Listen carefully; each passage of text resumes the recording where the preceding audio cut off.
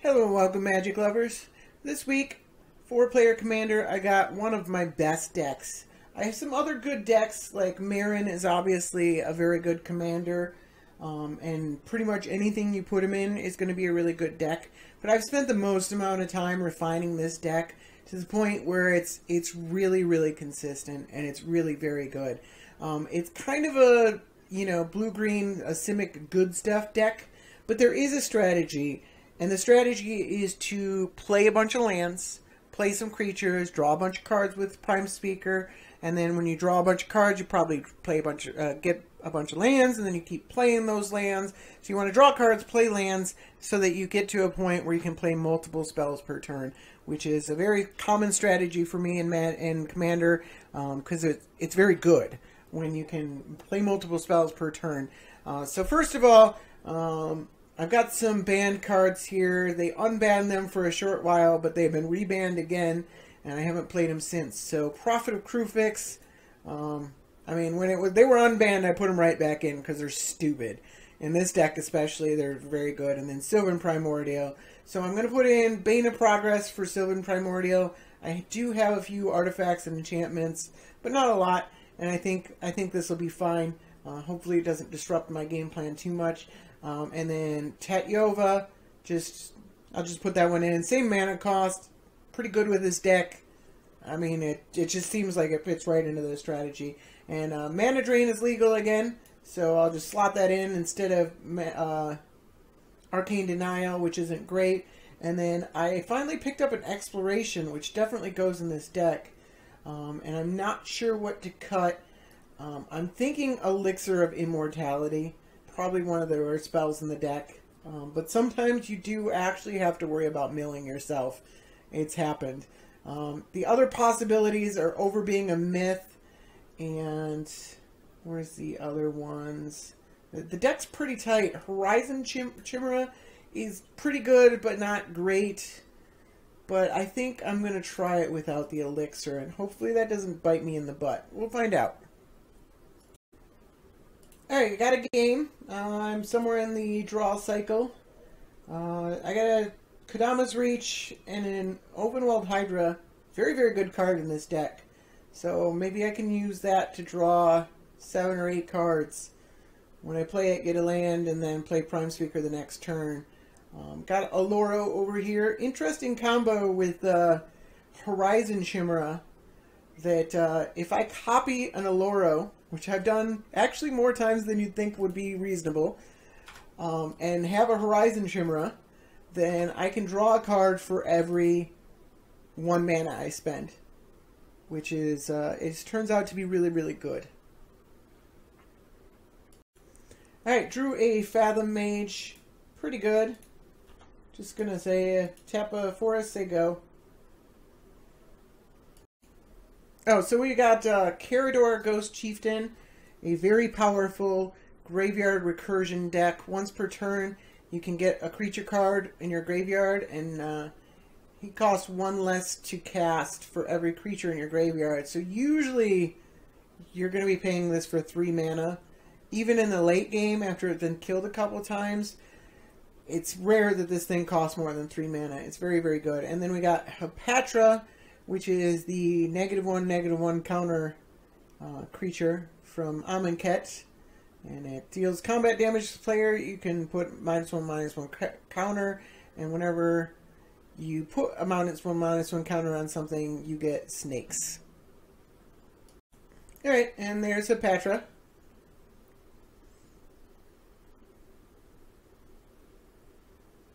Interesting in multiplayer Commander because you can hit anybody and then put a -1/-1 counter on any creature. So we drew another land. Alright. The deck does want to do that. Okay, we got a Bloatfly Infestation. If it had a 1/1 counter, you put whenever a creature dies, if it had a 1/1 counter, put a 1/1 counter on something else. And they're swinging at Aloro, trying to gate that life gain. Notably, my Fathom Mage is very vulnerable to those -1/-1 counters. So that's unfortunate, because I'd like to Kadama's Reach this turn, and then Fathom Mage, and then Ovenwald Hydra the following turn. But it doesn't look like I'm going to be able to do that.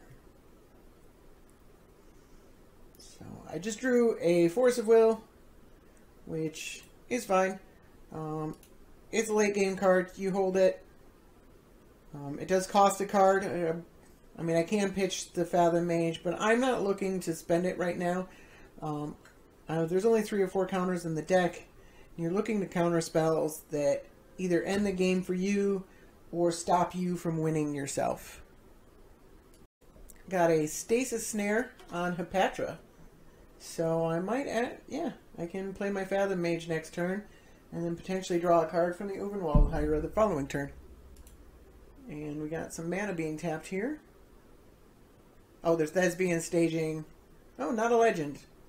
I thought it was a legend for some reason. Temple of the False God doesn't tap for anything yet.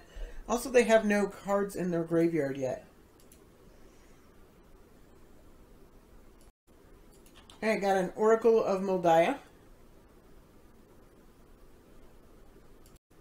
And for some reason, my opponent is tapping their Oran Reefs for counters. Don't know what the reason is. I guess so they can tap out.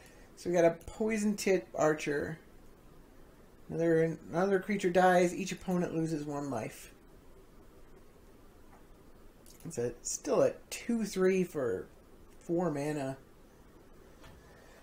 Alright, Cultivate. Pretty good. Not really something I want to be doing right now.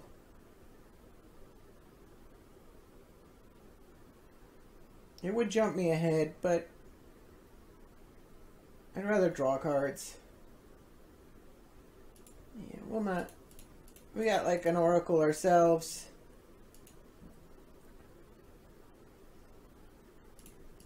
So, pretty likely that the Fathom Mage gets killed, but we'll see what happens. Alright, we got a Psychosis Crawler. Power and toughness equal to the number of cards in your hand. Whenever you draw a card, each opponent loses 1 life. Considered putting that card in my deck. And this is Siphon Mind. Alright. I guess I'll discard a Forest. I've got this Cultivate.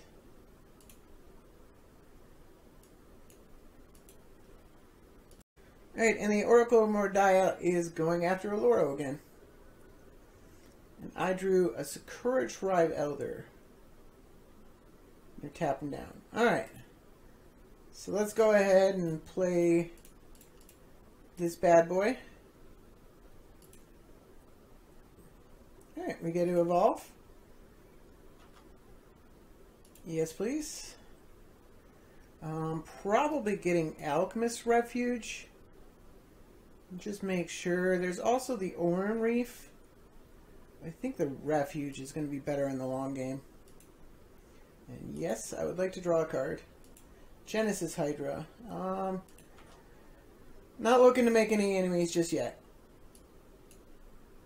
It's getting close though. A 7/7's no joke.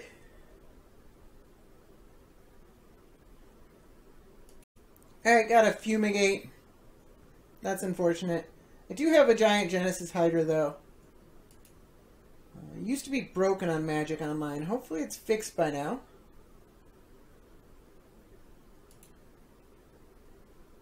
So 1, 2, 3, 4, 5, 6. That's probably good enough. Opponent Crozenverged on their turn, and they've got an Angel of Despair. I love this card. It's so cool. In the graveyard, so that thing can come back.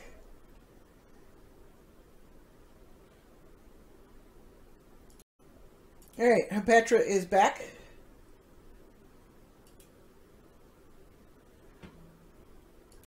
Alright, I drew up Farhaven Elf.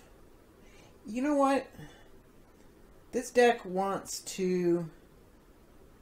So 1, 2... 1, 2. 1, 2, 3. Yeah, it's not enough. All right, this deck wants to ramp. So let's ramp. And then I can play a larger Genesis Hydra next turn.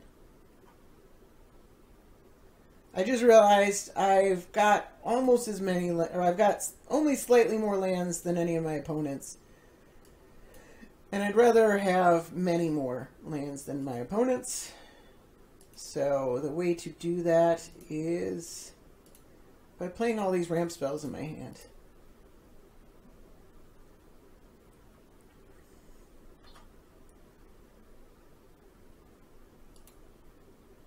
And then I got a giant Genesis Hydra next turn.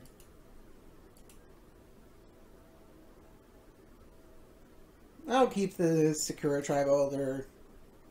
It can block, I guess. I doubt Hepatra is probably swinging at a Loro and then putting a -1/-1 counter on the Farhaven Elf, but it's alright. It was a 3-mana Rampant Growth. It's fine. Alright, got a Sphere of Safety, which will protect them from the Hepatra. And then putting a +1/+1 counter. Oh, there's Thespian staging. Okay. The Temple of False God. Alright, that's pretty good.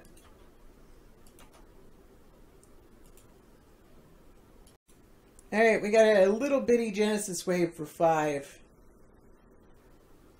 You don't usually want to be Genesising Wave. Oh, Puzzle Box. That's annoying.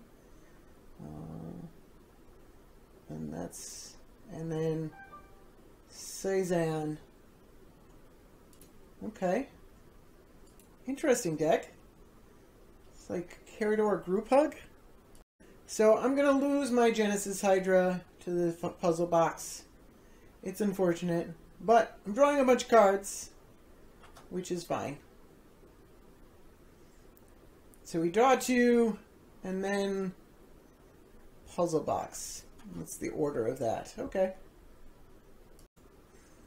Opponent cultivates. So here's the benefit of leaving this Sakura Tribe Elder. I had to F2 a bunch, but now my opponent has to spend money to attack this person. Doesn't really want to attack into the Cezanne. And I've got the Sakura Tribe Elder to block and sack. So they can't actually put a -1/-1 counter. And there's a Parallel Lives. Can I get a Bane of Progress? That'd be really awesome right now.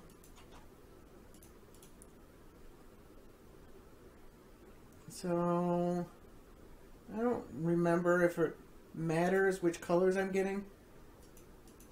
Alright. I lose 2 life and draw 2 cards. And there's a Beast Within. Do I want to cast that now?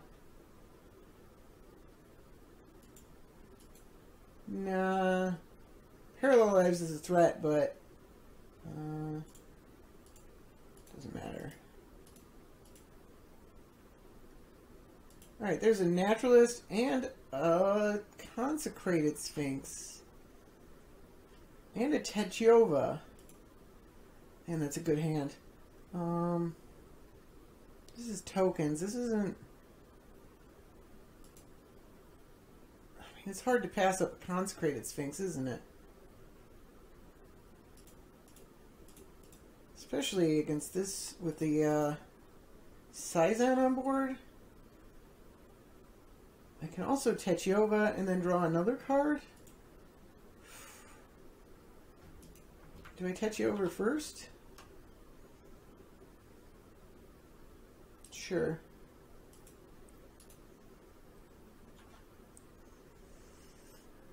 Alright, there's a temple.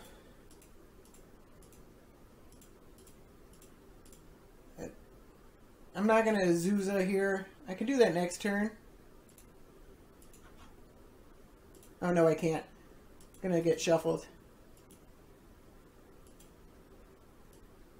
Let's see if they got an instant response to the Consecrated Sphinx. Otherwise, I draw a lot of cards. Oh, there we go. That is a lot of cards. Consecrated Sphinx is stupid.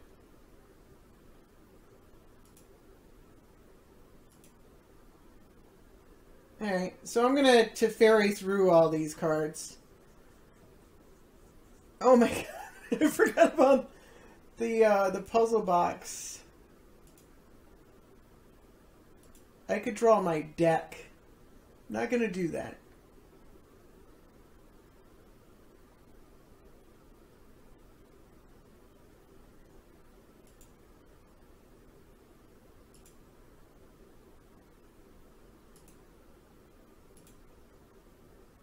That's silly. Maybe I should have drawn more.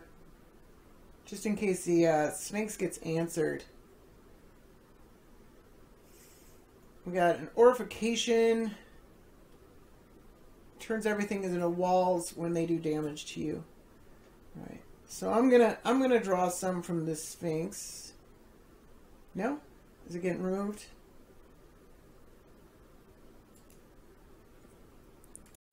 Nope, it's living at least until the main phase. So let's draw a bunch of cards. So we'll draw 2 more. I think we'll call it there. That is 16 cards in hand.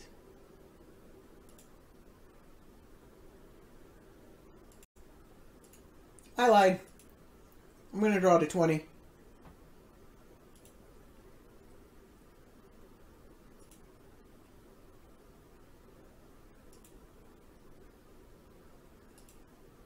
It's hard to get too attached to anything that's in this specific hand because it's likely it's going to get Teferi'd.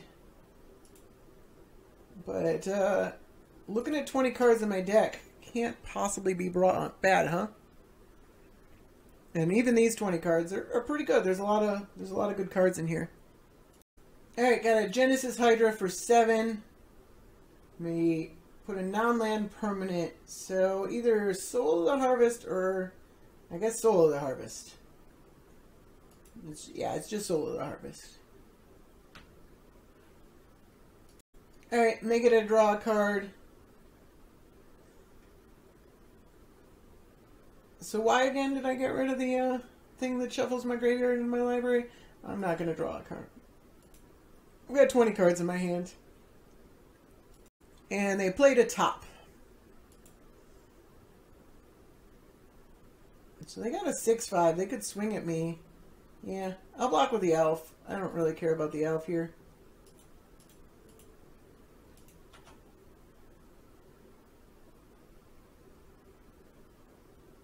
The next turn, I mean, like, trading a card that already, like I said, it was a 3-mana Rampant Growth. Trading that away doesn't really matter. Alright, I'm going to continue to not draw any cards.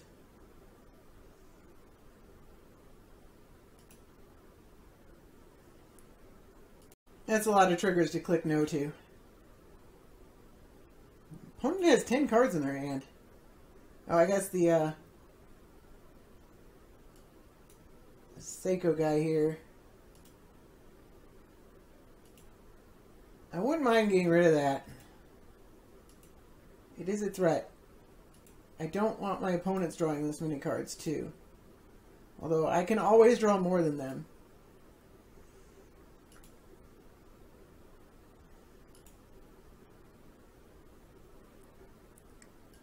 Alright, got a Grow from the Ashes. Instead, search your library for 2 basic land cards. Alright, so they're spending 5 mana to ramp up. Alright, the Carador player has decided to quit. That's unfortunate. That gets rid of the Teferi's puzzle box. So I get to keep this hand. I might just Praetor's Council to get back my... Alright, people are just quitting. That's unfortunate. Oh, we got a message here. Just a swear. Alright, so it's turned into a 1v1 match. And I have a Consecrated Sphinx in play. Why such quitters? Yeah, I don't know. Consecrated Sphinx is stupid.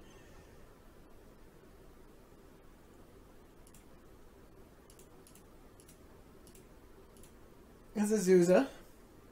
Command Tower. companions. And is that not optional?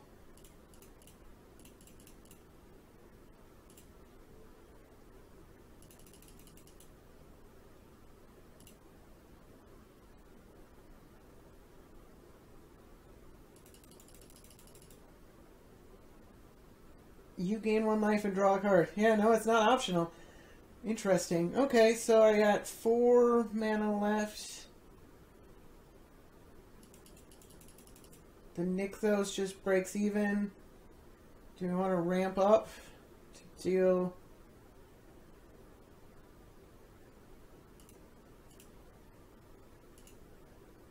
I think this guy is going to be pretty good. And Lotus Cobra is going to be very good. And then we'll just say go. I can't afford to attack just yet. But I got the Naturalist. So I can get rid of the Sphere of Safety. I don't have to worry about as many of these. So I'm going to go ahead and say yes. This hand is stupid. Alright, got an Aloro.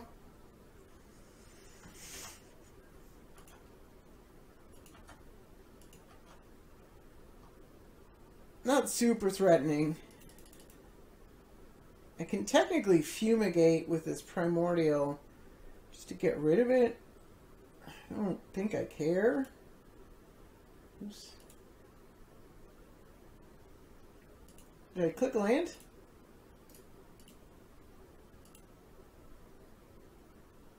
I'm going to draw my deck.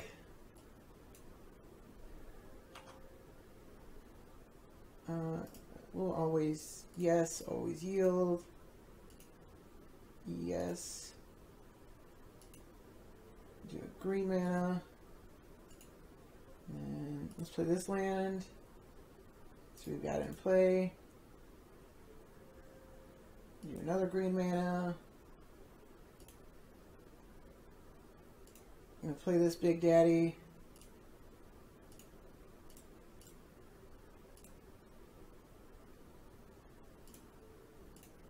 Get rid of the Sphere of Safety. So 1, 2... Oh, yeah, okay. So that's how stupid Consecrated Sphinx is. I don't know if that really represents how good the deck is. Alright, I got another game. I am on the draw. Burgeoning. It's a very, very good card. And we got Mogis, God of the Slaughter. At the beginning of each upkeep, Mogis does 2 damage to that player unless they sacrifice a creature. Might be able to sacrifice a creature. Not sure what this one is. Merwin, the Nurturer. Okay, we're going to keep this hand. Merwin the Nurturer. Whenever another elf enters the battlefield, put a +1/+1 counter on Merwin, and then add a green equal to Merwin's power. Elf decks, very powerful, very fast. Can be a problem. And then we got Edgar Markov over here. Alright, looks like I'm the last one in the turn cycle, and we got a Jiraga Warcaller, and I drew a Stolen Identity. We'll go ahead and... It's the only green land I got.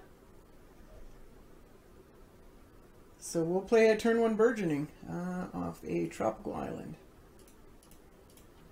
Let's see how that goes for us. Okay, got a Trespasser's Curse. Whenever creature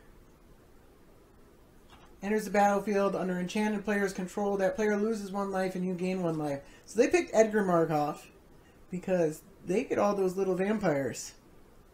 So that's pretty smart. Alright, so we got Burgeoning. Burgeoning on turn 1 is especially good when you have the lands to back it up.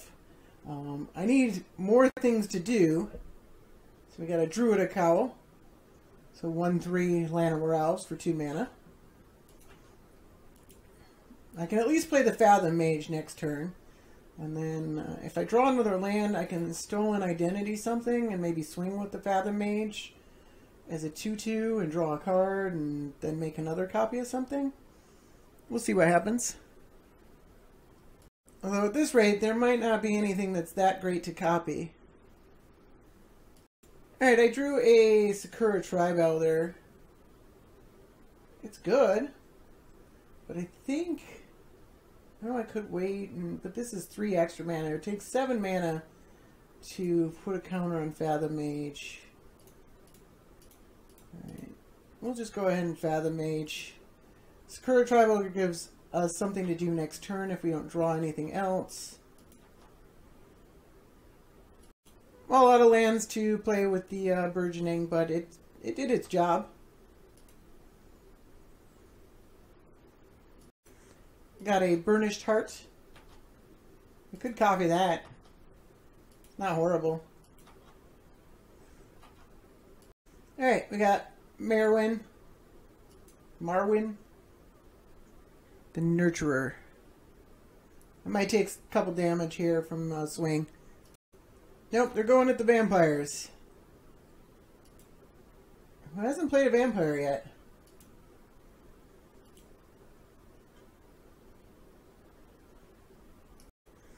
Alright, the vampire player just taps down. And I draw land. So, copying the Burnished Heart, not horrible. Not great, but not horrible either.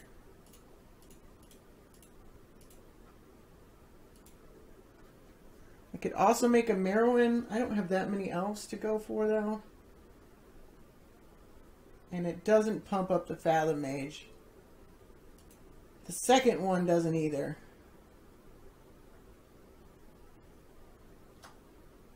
Yes, put it on the Fathom Mage, which makes it a supreme target. Yes, I will. And we will attack this guy. Just because I want another creature there.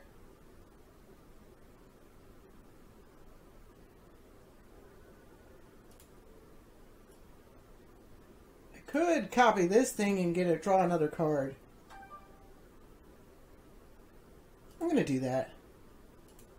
It's not as good, but it draws me another card. Alright, opponent sacks the Burnished Heart on their own turn. Can't talk. And I do have a land to play, so I play my forest there. So that's the nice thing about Burnished Heart, or Burgeoning in this deck, is I will continue to draw lands when I draw a bunch of cards and stuff like that. And it continues to stay good. It's not just a one-shot deal. Got a Well-Wisher, which pumps up Marwyn.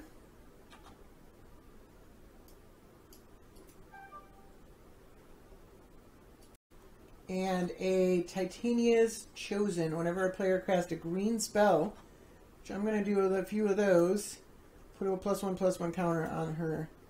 They got 3 cards in their library, in their hand, and 3 mana available.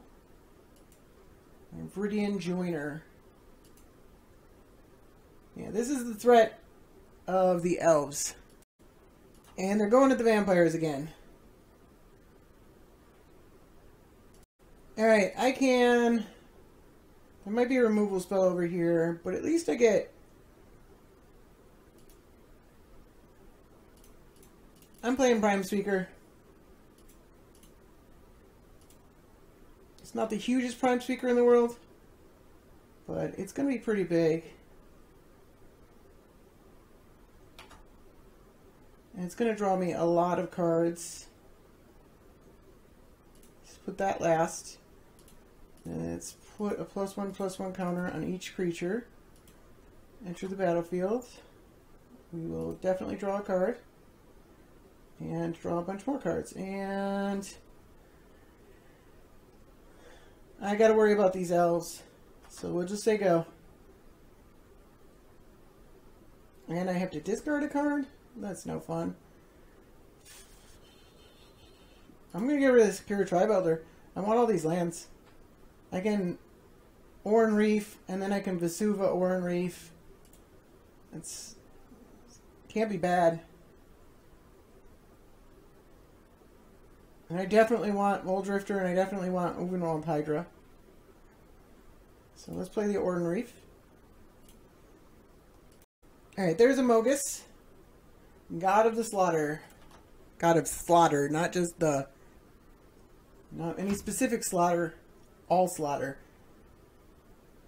If it's not that player's turn, destroy the land if they tap a land. Okay.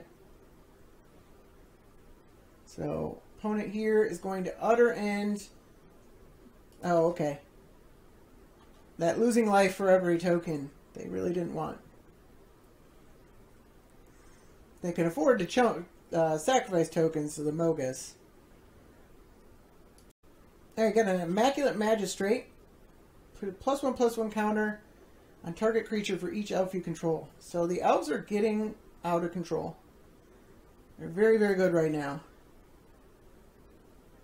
Note that the Orden Reef only puts +1/+1 counters on green creatures, so that does not count the Muldrifter. It does, however, count the Uvenwald Hydra. Drove of Elves. Power until equal the number of green permanents you control. And they're out of cards in hand. Thank God. But I assume there's ways to draw cards. And they gain life. Alright, I got a Vampire Nocturnus. As long as the top card of your library is black, Vampire Nocturnus and all other vampires get +1/+1 in flying.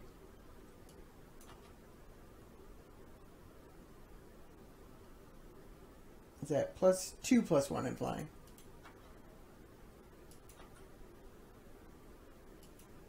Alright, I'm gonna take 3 damage here. 2 damage.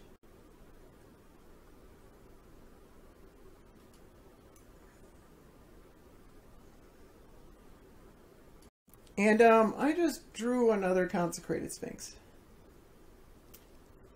Can I play the Hydra and the Sphinx? 6. Oh yeah, easily. I can even put tokens on things.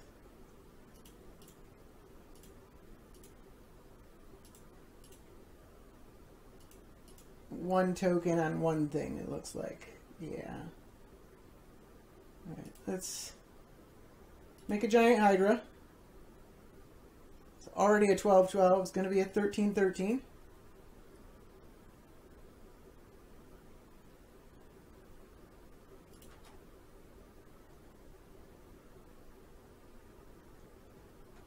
And, oh yeah, that involves that guy.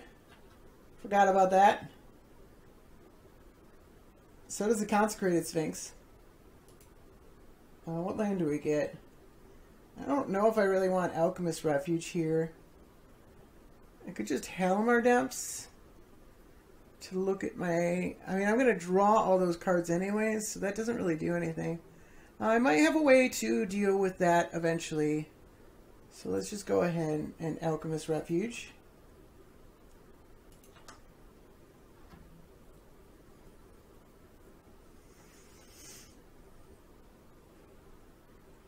And draw another card. It's a land. Let's play a Consecrated Sphinx. If the Edgar Marco player wants to Swords to Plowshare it, they need to, right, over being a myth.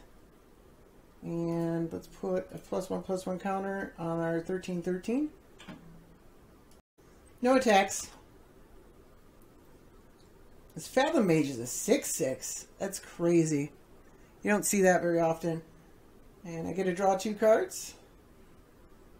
Except I misclicked and clicked no. That's unfortunate. I could use those 2 cards. Alright, we got a Mana Barbs. That's not very good for me.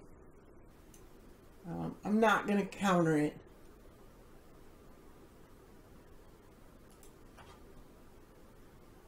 So, Merowyn over here gets to tap their elves for mana. I might want to tap this mana beforehand. And do not auto-yield to Mana Barbs. I don't remember why, I just remember don't do it. And we got Lord of Shatterskull Pass. And it attacks, it deals 6 damage to each creature defending player controls. That's a lot of mana to get there. A lot of damage from Alder mana. So I'll be looking to draw a Bane of Progress or a Conclave Naturalist, or there's a few other answers. Would have been nice if I had drawn 2 extra cards last turn. Let's not click no this time.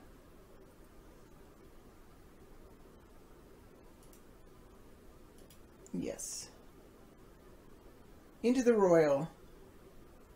Okay. What as Merowyn they can... Got a Priest of Titania. So tons of mana, no cards. It's when these decks start drawing cards that you really need to worry. Oh my god, I forgot my Fathom Mage has a stolen identity on it. I could have been swinging at anything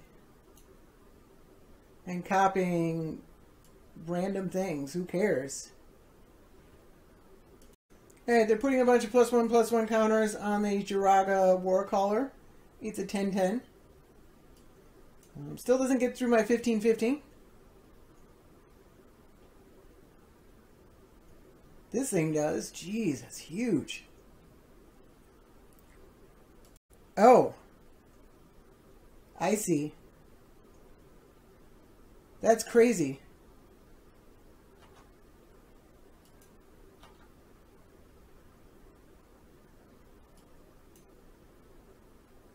Alright, at me? Okay. I'm going to block that one. I can... Alright, that one's at me. That one's at me. And that... Okay, so there's the 3.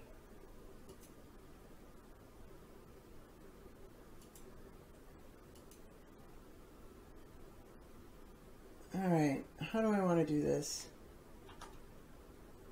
Let's block with that. Let's block with that. Take 16 damage.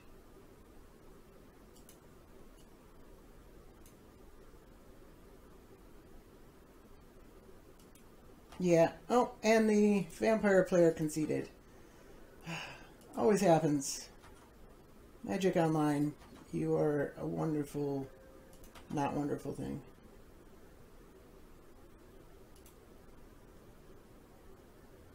Alright, into the Royal, World Drifter, my commander.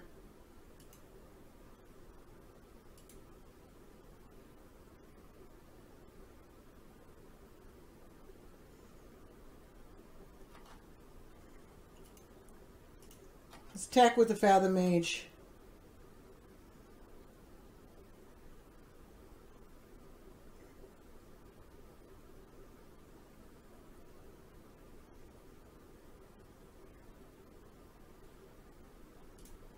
Alright, and they let it go through, so I gotta keep another.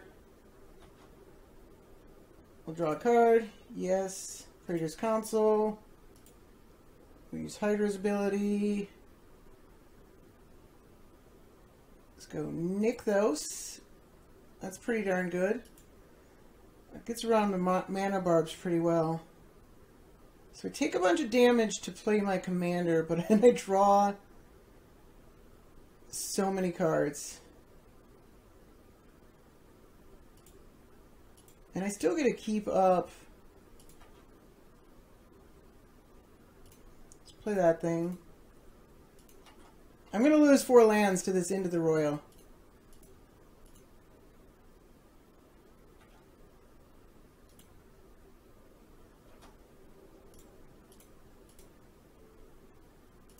But sometimes you got to do that. It's too much of a benefit to do it on my opponent's turn. Oh, okay, we can do it this way and this way.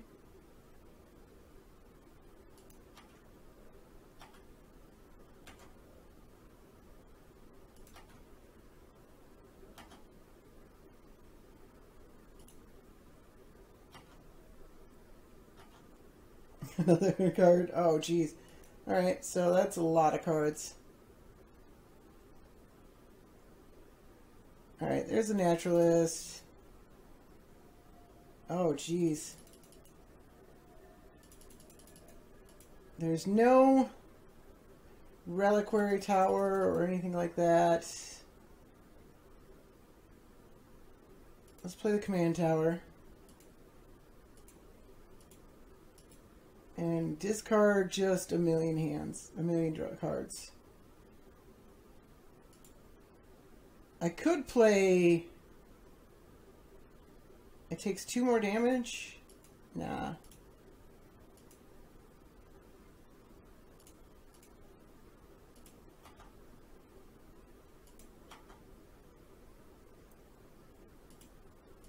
Oh, I have infinite... Oh, I already have the reliquary tower in hand. Did not realize. Did not realize. Okay. So we're going to keep everything. I got several counter spells.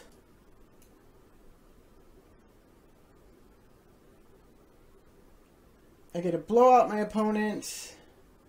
Hopefully. It's still a lot of creatures.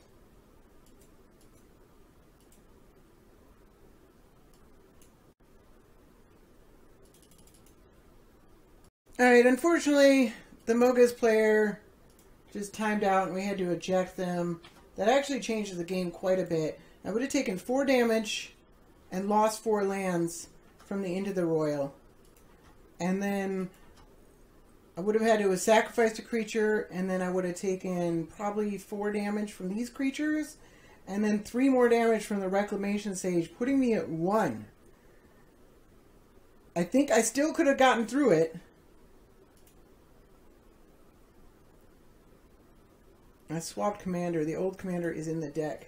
Alright.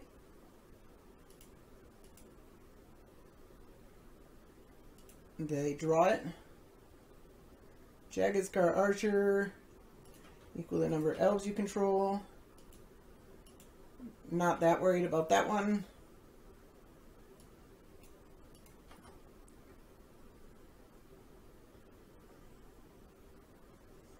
So yeah. Gain 1 life for each elf on the battlefield. They only have so many that actually get through. Oh yeah, now they have the, okay, now they have a bunch that get through.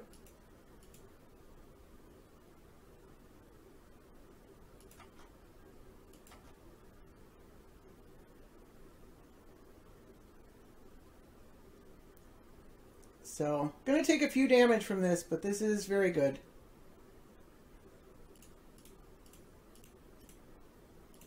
I guess I could have... I don't know why I only considered paying 4 mana for the Into the Royal. I could have paid 2. Yeah, just 2. Alright, then blockers.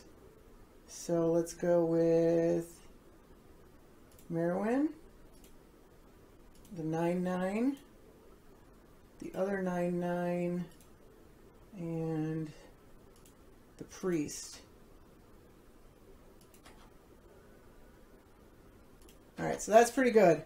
And then I got a counter for it on the way back down. Alright, yep, that wins. Largely because opponents conceded. But you still see the power of the deck. I can't play through a million. I mean, this deck just... It actually gets boring after a while because it's very, very consistent about drawing tons of cards and just, you know, when you draw this many cards in both games, like, you're bound to find all the cards you're looking for. And so it's not surprising.